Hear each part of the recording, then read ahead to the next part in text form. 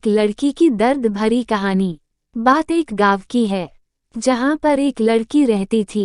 उसका को पढ़ने में मन भी लग रहा था। वे दो बहनें और एक छोटी बहनों से उनका एक भाई था।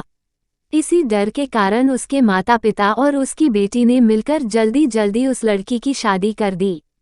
जिस लड़के के साथ उसकी शादी हुई वह 10 साल बड़ा था। उसके बारे में मुझे काफ़ी कुछ बताया गया था कि इसके पास तो शादी के बाद मौज मस्ती का सामान काफ़ी है। अब शादी के बाद जो सभी लड़के के साथ होता है ऐसा ही उस लड़की ने भी सोचा था कि तुम्हारे साथ भी ऐसा ही होगा। फेल थी। अब सिर्फ उसके घर में उसकी सास और उसका पति रहते थे। लड़की के घर वालों ने ये सोची कि शादी की थी कि हमारी लड़की आराम से मजे में रहेगी। बच्ची के माता पिता ने अपनी बेटी के पैसे को लेकर उसकी शादी में शादी का खर्चा उठाया।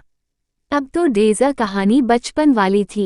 शादी के 10वें दिन ही उसकी सास और पति ने कहा कि लड़की ने कहा कि मेरी सरकारी नौकरी लग जाएगी जो तू अपने घर से 70,000 रुपये लाके दे दे। तो वो अगले दिन अपने घर आई तो उसने ये बात अपनी माँ को बताई।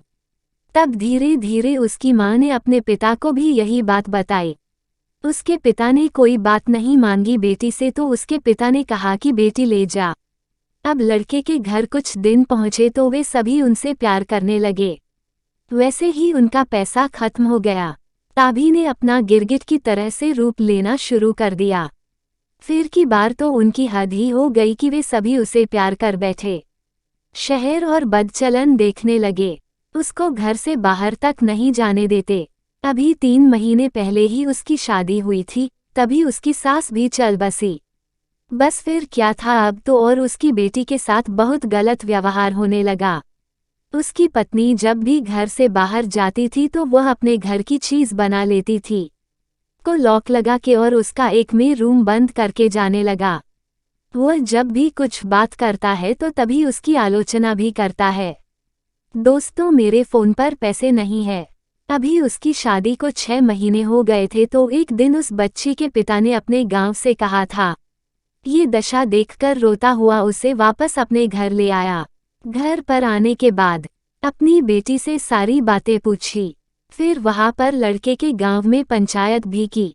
पंचायत में फैसला आया कि तू भाई, इस लड़की ने जब तलाक ही दे दिया जो या तने नहीं पसंद है तो उसने वो भी दोस्ती से मना कर दिया। अब वो बच्ची अपने माता पिता के पास 12वीं क्लास में पढ़ रही है और साथ में कंप्यूटर भी सीख रही है और अपनी पिछली जिंदगी को भूलने की कोशिश करती है, लेकिन कोई भी उसे फिर से उस जिंदगी की याद दिला देता है। दोस्तों, कहानी पसंद आए तो चैनल को सब्सक्राइब जरूर कर दें।